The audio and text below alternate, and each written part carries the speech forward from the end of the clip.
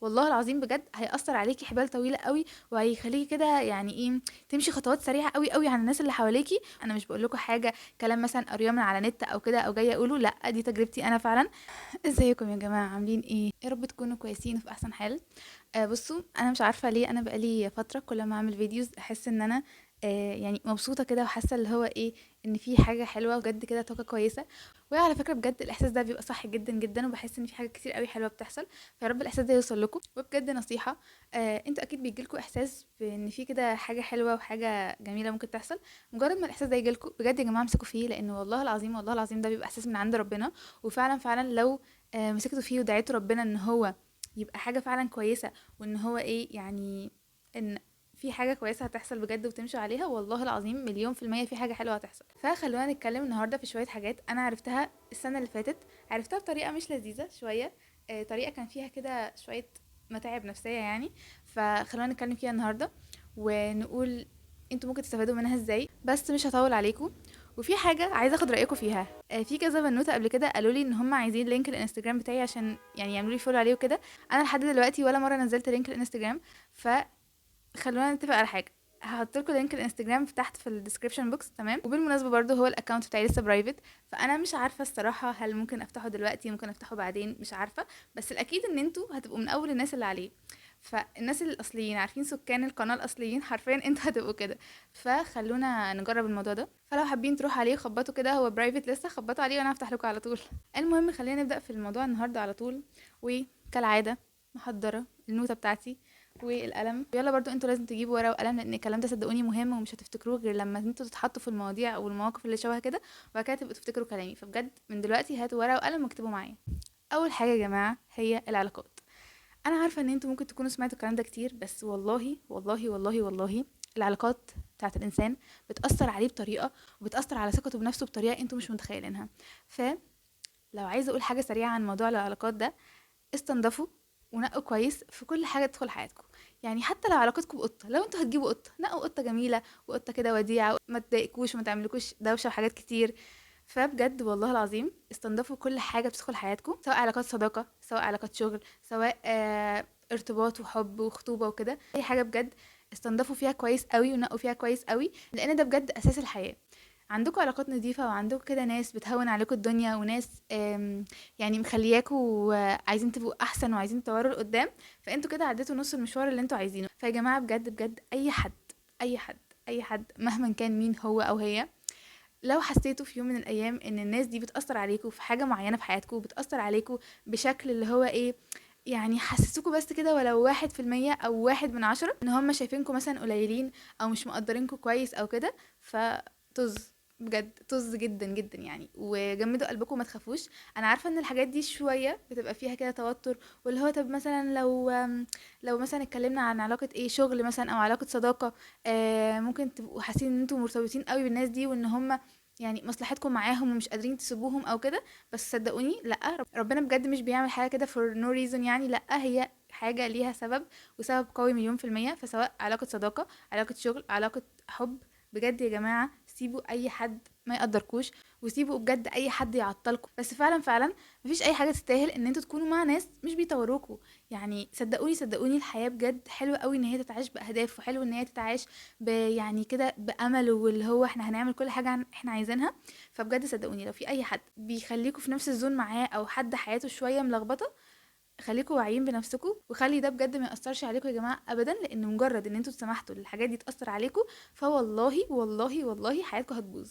انا مش عايزه ابقى سلبيه، ده مش سلبيه خالص، بس دي نصيحه او تحذير يعني، مش عارفه اعتبره نصيحه او تحذير. فعلا فعلا لو انتوا في حاجه مع حد مش بتطوروا فيها، او مش يعني مش سامحين لنفسكم ان انتوا تتقدروا، او ان انتوا تكونوا فعلا في مقامه كبيره، لا لا بجد خالص. تاني حاجة وهي الرياضة.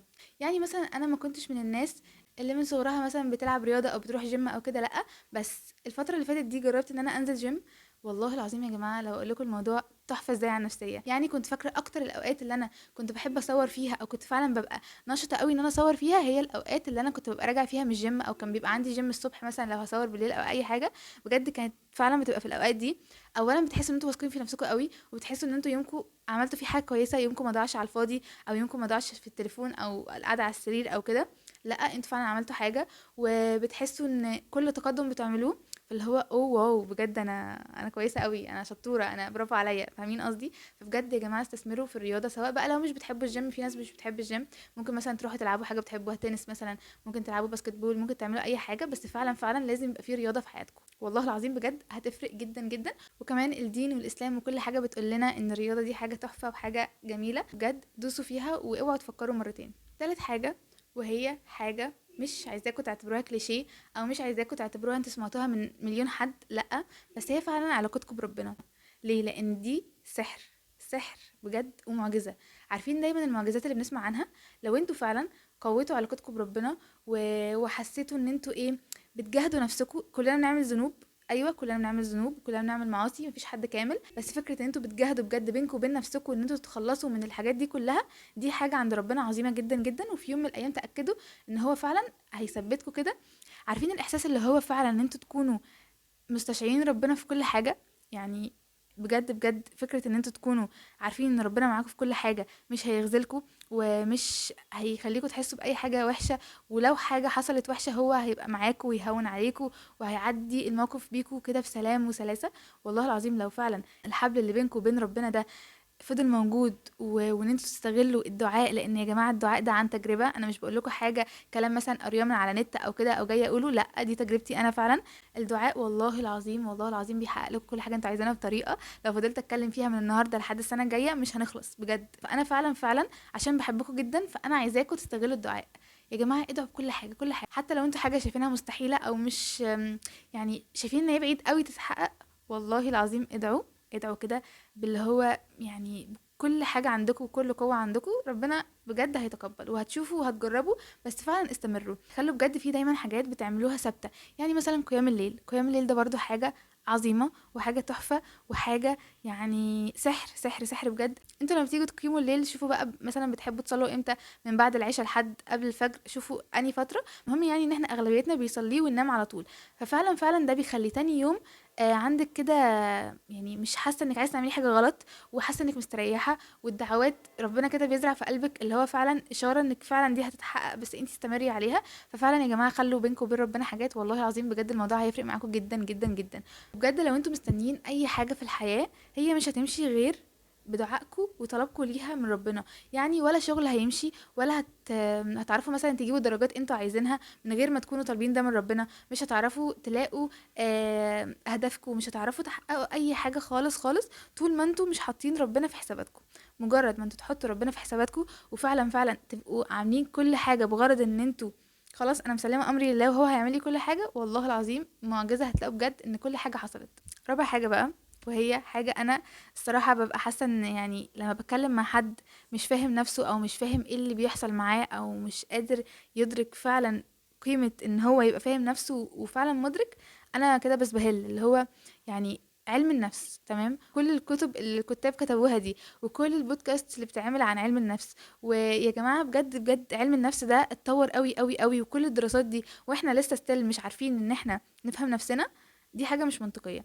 فده بجد انا في فيديو تاني ممكن اعمله لوحده نتكلم ان احنا ازاي نفهم نفسنا وان احنا ازاي نحط نفسنا في الاماكن الصح، لان انا مقتنعة جدا جدا ان كل شخص مننا لو اتحط في مكانه الصح في الحياة هيبقى حاجة بيرفكت جدا وهيبقى تحفة تحفة بجد عن ما هو عليه دلوقتي. فلو عايزين نعمل فيديو تاني منفصل عن ازاي نفهم نفسنا وازاي نهندل دماغنا ومشاعرنا وكل ده قولوا لي وانا ان شاء الله هعمله. المهم بجد في السنة الجديدة ان انت المفروض تكوني بتسعي ان انت تفهمي نفسك، عشان مجرد ان انت تفهمي نفسك والله العظيم بجد هيأثر عليكي حبال طويلة قوي، وهيخليكي كده يعني ايه تمشي خطوات سريعة قوي قوي عن الناس اللي حواليكي. وانت هتكوني حاسة اللي هو ده بجد مجرد من ان انا فهمت نفسي، والله العظيم صدقوني صدقوني جدا، ده مجرد بس من ان انت فهمتي نفسك هتلاقي كل حاجه ماشيه بسلاسه. خامس حاجه بقى، وهي فعلا ان احنا لو استمرينا عليها، وبقول لنفسي الكلام ده في النقطه دي بالذات قبلكم، هنبقى يعني في حته تانية خالص، وهي الاصرار والالتزام. دول بجد يا جماعه صفه لازم يبقى عندنا.